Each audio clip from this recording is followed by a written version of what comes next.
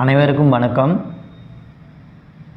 வேதியியல் பாடம் 9th ஸ்டாண்டர்டில் அலகு 12ல் தனிமங்களின் வகைப்பாட்டு அட்டவணை அந்த பாடத்தை தான் இப்போ நம்ம பார்க்க போகிறோம். ஆரம்ப காலகட்டத்தில் 1800 மொத்தம் 31 தனிமங்கள் மட்டும்தான் அறியப்பட்டு இருந்துச்சு. அதனைத் தொடர்ந்து 1865 63 தனிமங்களாக அதிகரிச்சிச்சு. தற்போது 118 தனிமங்கள் மொத்தம் உள்ளது. இதை எப்படி வகைப்படுத்தினாங்கன்னா அவற்றோட பண்புகளின் அடிப்படையில் ஒழுங்குபடுத்தி ஒரு தனித்துவ முறையை தேடினாங்க. அதில் ஃபஸ்ட்டு யார் சொல்லியிருப்பாருன்னு பார்த்திங்கன்னா டாபரினர் முன்மை விதி. எப்படின்னா 1817 ஜோகன் உல்ஹாங் டாபரினர் என்ற ஜெர்மானிய வேதியாளர் அவர் தனிமங்களை வகைப்படுத்தியிருக்காரு. எதன் அடிப்படையில் அப்படின்னு பார்த்தீங்கன்னா அணு நிறையோட அடிப்படையில் தான் அவர் வகைப்படுத்தியிருப்பார். அவர் வகைப்படுத்துறதுக்கு அவர் வச்ச பேர் முன்மை விதி. இது ஏன் முன்மை விதி அப்படின்னு அவர் சொல்லியிருக்காருன்னா அவரோட கருத்துப்படி தனிமங்கள் எப்படி இருக்கும் அப்படின்னா நிறையின் அடிப்படையில் தான் வகைப்படுத்துகிறான்னு சொன்னீங்களா. அந்த நிறையை ஏறு வரிசையில் எழுதுவார். அதை ஏறு வரிசையில் எழுதும்போது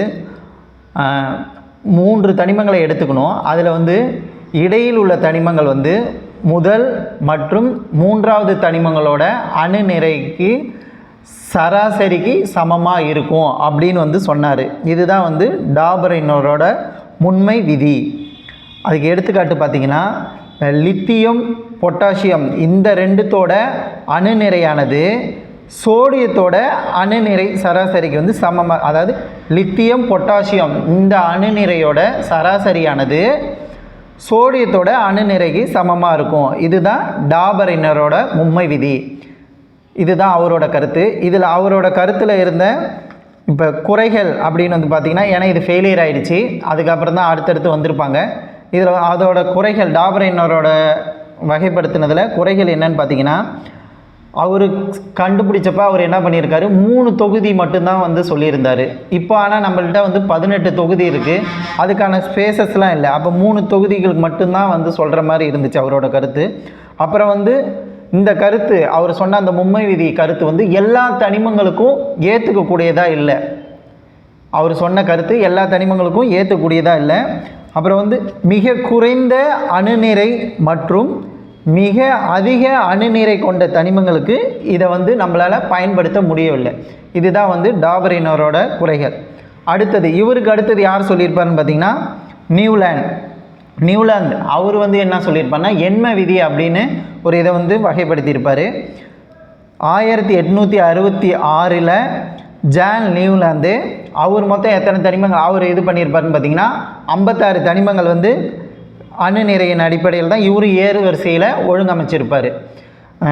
அணு நிறையில் ஃபஸ்ட்டு பார்த்த டாபரினரும் அணு நிறை அடிப்படையில் தான் வகைப்படுத்தியிருப்பார். இப்போ ரெண்டாவதாக பார்த்துட்ருக்க நியூலாந்து அவரும் அணு நிறை அடிப்படையில் தான் வகைப்படுத்தியிருப்பார். இவர் மொத்தம் 56 தனிமங்களை ஏறு வரிசையில் தான் இது பண்ணியிருப்பார். இவர் எப்படி சொல்லியிருப்பாருன்னா ஒவ்வொரு தனிமமும் 8வது தனிமத்தோட பண்பில் ஒத்திருக்கும் அப்படின்னு சொல்லியிருக்காரு. இதை அவர் எப்படி இது பண்ணியிருப்பாருன்னு பார்த்தீங்கன்னா, இப்போ சங்கீதத்தில் இருக்கும்ல நம்ம சரி கம பத நி சா. இப்போ சரி அந்த இப்போ ஃபஸ்ட்டு ஸ்டார்ட் பண்ணுறது சாவில் ஸ்டார்ட் பண்ணுவோம், ஃபினிஷ் பண்ணுறதும் சாவில் ஃபினிஷ் பண்ணுவோம். அது மாதிரி தான் அந்த ஃபஸ்ட்டுங்கிறது முதல் தனிமம், ஃபினிஷ் ஆகிற 2வது சா 2வது வரிசையில் இருக்கிற 8வது தனிமம். அந்த 8வது தனிமமும் முதல் தனிமமும் அதோட பண்பில் ஒத்து இருக்கும் அப்படின்னு சொல்லியிருப்பார். அதனால தான் இதுக்கு பேர் எண்ம விதி அப்படின்னு இவர் வகைப்படுத்தியிருப்பார். நம்ம அந்த சாரி கம பாத நிசா இது இதில் ஒரு கர்நாடக சங்கீதத்தில் வரும். அது அங்கே இருக்க முதல்ல இருக்கிற தனிமமும் கடைசியில் வர தனிமமும் ஒரே மாதிரியே இருக்கும் அப்படின்னு சொல்லியிருப்பார். யாருன்னு பார்த்திங்கன்னா நியூலாந்து. இப்போ நியூலாந்து சொன்னதில் என்ன குறைகள் அப்படின்னு பார்த்திங்கன்னா 2 வேறுபட்ட தனிமங்கள் ஒரே இடத்துல வைக்கப்பட்ட நிகழ்வு நடைபெற்றிருக்கு. எடுத்துக்காட்டு பார்த்திங்கன்னா கோபால்ட்டும் நிக்கலும் ஒரே இடத்துல வரும் இவர் வகைப்படுத்தினதில். அதுக்கப்புறம் முற்றிலும் மாறுபட்ட பண்புகளுடைய சிறு தனிமங்கள் என்ன பண்ணியிருக்குன்னா அதே தொகுதியில், அதாவது கேரக்டர் வைஸ் அதை எப்படி சொல்கிறதுனா இப்போ உலோகங்களும் அலோகங்களும் ஒரே தொகுதியில் வர மாதிரி அமைஞ்சிடுச்சு. யார் சொன்னதில்னா நியூலாந்து சொன்னதில். அதுக்கு எடுத்துக்காட்டு பார்த்திங்கன்னா கோபால்ட்டு நிக்கல் பல்லடியம் பிளாட்டினம் இதெல்லாம் அப்புறம் வந்து ஹேலஜன், இது எல்லாம் ஒரே தொகுதியில் வர மாதிரி அவர் இது பண்ணிட்டார். அதுக்கப்புறம் அவர் இதில் இன்னொரு குறை அப்படின்னு வந்து பார்த்திங்கன்னா எண்ம விதி, கால்சியத்தை காட்டிலும் அணு நிறை அதிகம் கொண்ட தனிமங்களுக்கு வந்து இது ஏற்புடையதாக இல்லை. அப்புறம் இன்னொன்று வந்து நியூலாந்து கண்டுபிடிச்சதும் மொத்தம் வந்து 56 தனிமங்களுக்கு மட்டும்தான் இவர் வந்து சொல்லியிருப்பார் இவரோட விதியில். ஆனால் நம்ம அடுத்தடுத்து நம்ம வந்து தனிமங்கள் அதிகமாக கண்டுபிடிச்சிட்டோம் இல்லைங்களா, அதனாலையும் வந்து இவரோட கருத்து வந்து ஏற்றக்கூடியதாக இல்லை, அதனாலையும் ஃபெயிலியர் ஆகிடுச்சு. அப்புறம் இவர் வந்து லாஸ்ட்டாக நம்ம கண்டுபிடிச்சிருக்கோம்ல, இப்போ ஹேலஜன்ஸாக இருக்கட்டும், மந்த வாய்கள், இந்த வாய்களுக்கெல்லாம் வந்து இவர் தனிப்பட்ட முறையில் வந்து ஸ்பேஸ் விட்டு வைக்கல நியூலாந்து அவரோட அட்டவணையில். இதுதான் வந்து இவரோட நியூலாந்து சொன்ன எண்ம விதியோட குறைபாடுகள். அடுத்தது வந்து தனிமங்களை வகைப்படுத்தினது யார் வகைப்படுத்தியிருப்பார்னா மெண்டலீஃப் அவர் வந்து வகைப்படுத்தியிருப்பார். எப்போன்னு பார்த்தீங்கன்னா 1869, அதாவது நியூலாந்து சொன்ன 3 வருஷத்துக்கு பிறகு 1869 இவர் யாருன்னு பார்த்தீங்கன்னா ரஷ்ய வேதியியலாளர். இவரோட முழு பெயர் டிமிட்ரி மெண்டலீவ்.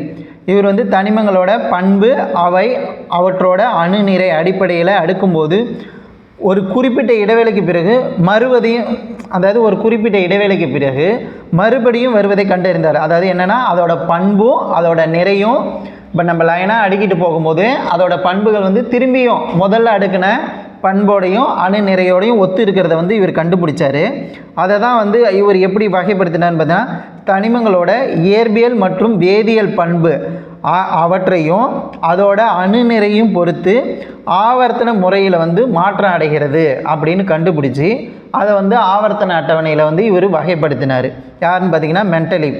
இவரும் வந்து அந்த நேரத்தில் கண்டுபிடிச்ச 56 தனிமங்களுக்கு தான் வந்து அந்த தனிம வரிசை அட்டவணையோட சுருக்கத்தை கொடுத்துருப்பார். மெண்டலீஃப் வந்து எடுத்துக்கிட்ட அந்த தனிம வரிசை அட்டவணையோட சிறப்புகள் அது என்னென்னு நம்ம பார்க்கலாம். ஃபஸ்ட்டு சிறப்பு வந்து 8 நீண்ட செங்குத்து தொகுதிகளுக்கும் 7 படுக்கை அல்லது கிடைமட்ட தொடர்களுக்கும் வந்து இவர் வந்து சொன்னார். அப்புறம் ஒவ்வொரு தொகுதிக்கும் 2 துணை தொகுதி வந்து கொடுத்துருந்தார், ஏ மற்றும் பி அப்படின்னு வந்து கொடுத்துருக்காரு. ஒரு தொகுதியில் காணப்படும் எல்லா தனிமங்களும் வந்து ஒத்த பண்பை பெற்றிருக்கும். அவர் அந்த மாதிரி தான் இவர் வகைப்படுத்தினார். இது மாதிரி வகைப்படுத்தினதால இதெல்லாம் இதோட சிறப்பாக இருந்துச்சு. அதுக்கப்புறம் ஒத்த பண்புகளுடைய அந்த தனிமங்களை எல்லாத்தையும் அவர் என்ன பண்ணாருன்னா ஒரே தொகுதியில் வந்து வகைப்படுத்தி வச்சுட்டார். இவர் இது மாதிரி சொல்லியிருந்ததால் இவர் அடுத்தடுத்து கண்டுபிடிச்சாங்களா இவருக்கு பின்னாடி வரவங்களாம் அவங்களுக்கு வந்து இந்த வேதியியல் ஆய்வு அதாவது கெமிஸ்ட்ரி ரிலேட்டடாக கண்டுபிடிக்கிறாங்களே அவங்களுக்கு வந்து அது வந்து ஒரு எளிதாக இருந்துச்சு. இவர் வந்து இப்படி வகைப்படுத்தி மெண்டலீஃப் இது மாதிரி வகைப்படுத்தி வச்சுருந்ததால் இவருக்கு பிற்காலத்தில் வந்தவங்க வேதியியலாளர்களுக்கு எல்லாத்துக்கும் அது வந்து ஒரு எளிதான முறையை வந்து அவங்களுக்கு வந்து கொடுத்துச்சு. மெண்டலீஃபில் வந்து அவர் சொன்னதில் இன்னொரு என்ன இதுன்னு பார்த்தீங்கன்னா ஒத்த பண்புகளுடைய தனிமங்களை வந்து ஒரே தொகுதியில் வந்து வச்சிருப்பார்.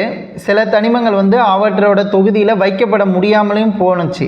அதை வந்து அவரேவே கண்டுபிடிச்சிட்டு தான் ஃபஸ்ட்டு வந்து என்ன பண்ணியிருப்பார், பெர்லியத்தோட அணு நிறை 14ன்னு அவர் இது பண்ணியிருப்பார். அதுக்கப்புறம் அவரே மறுபடியும் மெண்டலீஃபே அதை ஆய்வு செஞ்சு பெர்லியத்தோட அணு நிறை 9ன்னு கண்டுபிடிச்சி அதை வந்து சரியான தொகுதியில் அவரே தான் வச்சுருப்பார். அப்புறம் மெண்டலீஃப் வந்து அந்த நேரத்தில் இவர் வந்து இப்போ 56 தனிமங்களுக்கு மட்டும்தானே வகைப்படுத்தி இருந்தாலும் சொல்லியிருந்தோம்.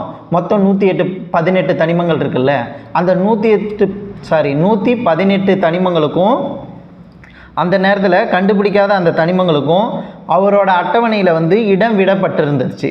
இதெல்லாம் வந்து ஃப்யூச்சரில் இதெல்லாம் கண்டிப்பாக கண்டுபிடிப்பாங்க அப்படின்னு வந்து அவர் முன்னாடியே வந்து அதுக்கான இடத்த வந்து அந்த அட்டவணையில் விட்டிருந்தார். அதுக்கப்புறம் மெண்டலீஃபோட குறைபாடுகள், இவர் வந்து பண்புகளில் அதிகம் வேறுபாடு உள்ள தனிமங்களும் ஒரே தொகுதியில் வைக்கப்பட்டிருந்துச்சு. அதாவது ஒத்த பண்புகள் உள்ள தனிமங்களை ஒரே தொகுதியில் வச்சுருந்தார். இருந்தாலும் பண்புகளில் அதிக வேறுபாடு உள்ள தனிமங்கள் ஒரே தொகுதியில் வைத்து எடுத்துக்காட்டு இப்போ பார்த்திங்கன்னா கடின உலோகங்களும் மென் உலோகங்களும் ஒரே தொகுதியில் வந்து வச்சுருந்தார். அது எடுத்துக்காட்டு பார்த்திங்கன்னா கடின உலோகம்னு பார்த்திங்கன்னா வெள்ளி, செம்பு இதெல்லாம் வந்து கடின உலோகம். மென் உலோகம்னு பார்த்திங்கன்னா சோடியம், பொட்டாசியம் இதெல்லாம் வந்து மென் உலோகம். இது ரெண்டுமே வந்து பார்த்திங்கன்னா ஒரே தொகுதியில் வச்சுருந்தாங்க. இது வந்து அவரோட குறைபாடு. அதுக்கப்புறம் ஹைட்ரஜன் வாயு இருக்குல்ல, அதுக்குன்னு வந்து ஒரு தனிப்பட்ட இடம் வந்து கொடுக்க முடியல மெண்டலீஃபால். அது அலோகமா மென் உலோகமா எந்த இதுலேயும் வந்து வைக்கப்படாமல் தனியாக அதுக்குன்னு ஒரு இடமும் கொடுக்காம விட்டுட்டார். அப்புறம் கூடிக்கொண்டே செல்லும்போது அணுநிறை எனும் விதியை வந்து சில வேளைகளில் வந்து இந்த விதியால் மென்டலிஃப் சொன்ன விதியால் வந்து கடைபிடிக்க முடியல. எடுத்துக்காட்டு பார்த்திங்கன்னா கோபால்ட் நிக்கல், இதுக்கு வந்து சரியான முறையில் வந்து அவர் சொன்ன விதியை வந்து நம்மளால் கடைபிடிக்க முடியல. அடுத்தது வந்து ஐசோடோப்புகளுக்கு வந்து தனியாக இடம் வந்து கொடுத்துருக்க மாட்டார். யாருன்னா மென்டலிஃப் வந்து அவரோட தொகுதியில், அதாவது அவரோட அட்டவணையில் வந்து ஐசோடோப்புகளுக்கு தனியான இடத்தை வந்து கொடுத்துருக்க மாட்டார். அடுத்தது இப்போ நம்ம பார்க்க போகிறது நவீன கால தனிம வரிசை அட்டவணை. இதை வந்து யார் சொல்லியிருப்பாருன்னு பார்த்திங்கன்னா 1913 ஆங்கிலேய இயற்பியலாளர், இது வரைக்கும் நம்ம பார்த்தோன்னா வேதியியலாளர், இப்போ இவர் நம்ம பார்க்க போகிற 4வதாக பார்க்குற ஹென்றி மோஸ்லே, இவர் வந்து ஒரு இயற்பியலாளர். இவர் வந்து தன்னுடைய எக்ஸ் கதிர்வு சிதைவு சோதனை மூலம் தனிமங்களை வந்து அவற்றோட பண்புகளின் அடிப்படையிலையும் அணு எண் அடிப்படையில் முதல்ல அணு எண் அடிப்படையில் தனிமங்களை வகைப்படுத்தினது அப்படின்னு பார்த்திங்கன்னா ஹென்றி மோஸ்லே தான். இது வரைக்கும் வந்த 3 பேர் யார்? டாபரினரும், அடுத்தது வந்த நியூலாந்து, அதுக்கப்புறம் வந்த மென்டலிஃப். இவங்க 3 பேருமே பார்த்திங்கன்னா அணு நிறை அடிப்படையில் தான் வந்து தனிமங்களை வகைப்படுத்தியிருப்பாங்க. முதல்ல அணு எண் அடிப்படையில் வகைப்படுத்தினதுன்னு பார்த்திங்கன்னா ஹென்றி மோஸ்லே அவர் வந்து வகைப்படுத்தியிருப்பார். இது வந்து அந்த ஹென்றி மோஸ்லே அட்டவணைப்படுத்தின அந்த தனிம வரிசை அட்டவணை வந்து நவீன கால மென்டலிஃப் அட்டவணை அப்படின்னு தான் வந்து இது பண்ணிட்டார். மென்டலிஃபோட டெவலப்மெண்ட் தான் இது அப்படின்றதால இதுக்கு பேர் வந்து நவீன கால மென்டலிஃப் அட்டவணை அப்படின்னு வந்து பேர் வச்சுட்டாங்க. ஒரு தனிமத்தோட அணு எண்ணை வந்து இசட்டுன்னு சொல்லுவோம். அவற்றில் உள்ள புரோட்டான்கள்லாம் நேர்மின் சுமை கொண்டது மற்றும் அவற்றில் உள்ள எலக்ட்ரான்கள் எதிர்மின் சுமை கொண்டது.